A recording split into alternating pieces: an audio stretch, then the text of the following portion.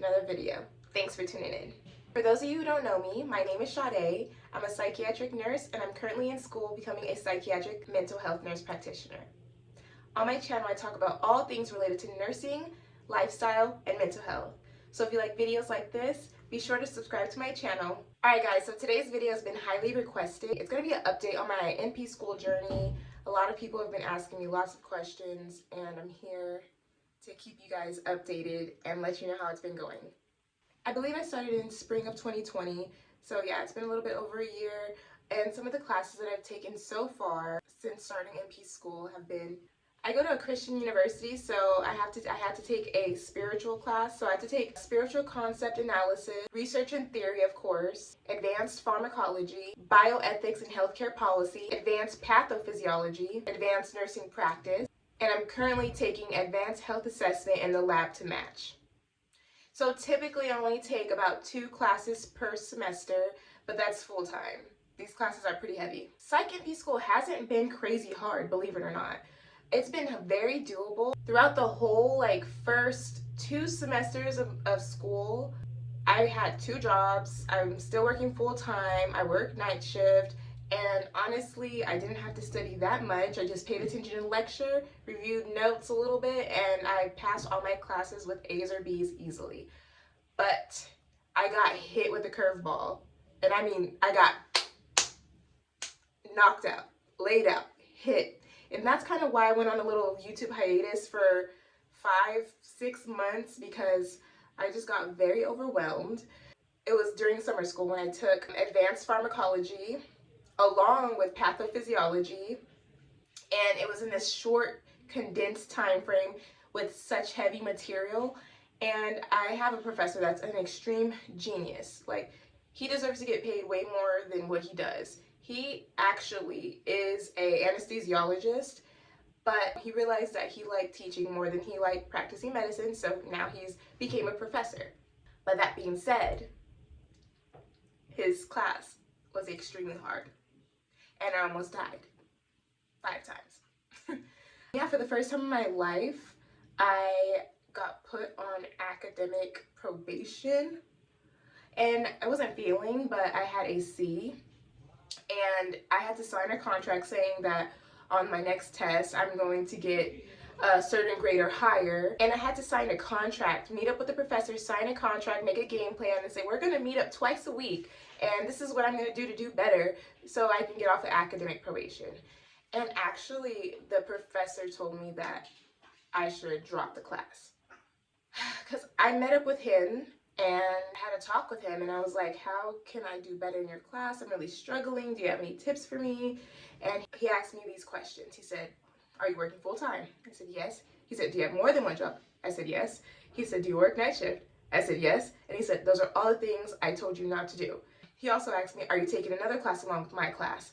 I said, yes. He said, you're doing everything that I told you not to do. He was like, my class is extremely hard. It's extremely time consuming, and it requires a lot of devotion. And if you don't do that, then you're gonna have a really hard time passing. And he was right. But me being me, I was like, I can do it, I'll be fine. So long story short, he recommended that I drop the class and take it next semester. And my response to him saying that was, with all due respect, I'm not a quitter. Pretty much, that's what I said. I said, with all due respect, thank you for giving me your opinion, but it's not in my nature to quit, so can you give me some advice to do better in your class? And I would just try my best. And what he told me, he said, go to my review sessions, take notes on that, spend at least 2 hours studying, and just dedicate yourself. And I said, okay, I did it, and I made it to that class, ended up passing with a B. Thank God. So what I did exactly what he said. I went to his review sessions. I tried to study more, tried to pay attention more in class. I tried to decrease my stress and get myself a little more organized and on more of a routine in my personal life. I quit one of my jobs and I started getting more rest, and That's how I got through that semester.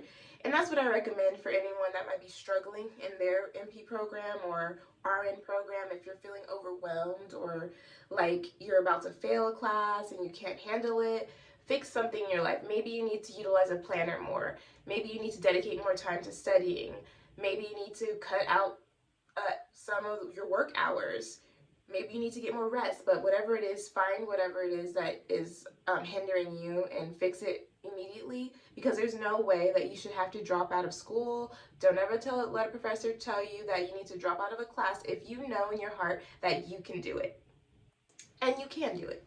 So now going forward, I'm at the end of I'm in the middle of this semester, and next semester is going to be the first time when I start my clinicals. So I'm so excited for that. The only bad thing about that, and I've noticed this is a trend with not only just my university, but a lot of universities for the NP programs, we have to find our own preceptors, which is challenging, especially with COVID. There's a lot more restrictions and a lot less people that are taking preceptees. And it's even just, we don't know, if you've never done it before, it's hard. How do we even find a preceptor? Maybe later I'll do a video on how to search for a preceptor, how to find a preceptor, that whole process. But I'm going through that now. And we're allowed to choose a preceptor that is either a physician or a Psych NP. And we're going to have to do 135 hours in the semester of clinical hours. And you can divide that however you like. I know a lot of people that have done it before me, they like to load up and do maybe like 2 12-hour shifts a week so they can get it out of the way. Or some just do 8-hour shifts once a week for the entire semester. But I am a little scared because, like I said, I work full-time and I work night shifts. So I'm like, how am I going to fit this in? I'm wondering, am I going to have to go part-time? So I'm going to try my best to stay full-time and still remain a normal human while working 2 12-hour shifts a week clinical and 3 12-hour shifts a week for my actual job, and studying and taking tests. Sounds like a lot. So I am a little intimidated, but it'll all be worth it in the end, and I'm excited. I'm excited to learn. I'm excited to get out there and see what it's really like to be a Psych NP firsthand. So I'll let you guys know how that goes. I'll bring you guys along with my journey. And if you guys have any questions or want any advice for NP school, please leave a comment down below. I would love to conversate with you guys and help you guys out as much as possible. So far in my journey, the hardest classes that I've taken are probably for me are going to be research and pharmacology. Every other class was very easy, very doable. Research was hard just because I hate that class. I think it's very tedious and boring, to be honest. I hated it in undergrad and I hate it in graduate school. And pharmacology, that was always a challenging class in undergrad, and it was an even more challenging class in grad school. So probably whatever you struggled with in RN school, you're probably going to struggle with in NP school, because it's basically the same thing.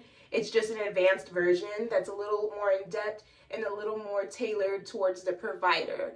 A different way of thinking about things, like prescribing. You have to know about pharmacology a little bit different if you're going to be the prescriber versus the person that's just administering it. You have to know way more as the prescriber, because at the end of the day, someone's life is in your hands. People really can die from medication errors, and all of that liability lies within you.